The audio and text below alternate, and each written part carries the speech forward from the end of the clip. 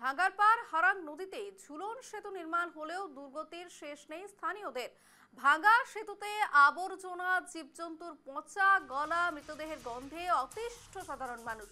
প্রতিবাদে সরব স্থানীয় জনগণ। 1 মাসের মধ্যে ভাঙ্গা মেরামতি করা না হলে আন্দোলনের হুঁশিয়ারি দিলেন অঞ্চলবাসী। প্রসঙ্গত, বহু চর্চিত কালাইন শিলচর সড়কের ভাঙ্গারপাড় হারাং নদীর সেতু ভেঙে যাওয়ার পর গোটা বরাক উপত্যকা স্তব্ধ হয়ে পড়েছিল। এরপর মন্ত্রী কৌশিক রায় সহ জেলা প্রশাসনের তৎপরতায় ঝুলন সেতু নির্মাণ করা হয়েছিল।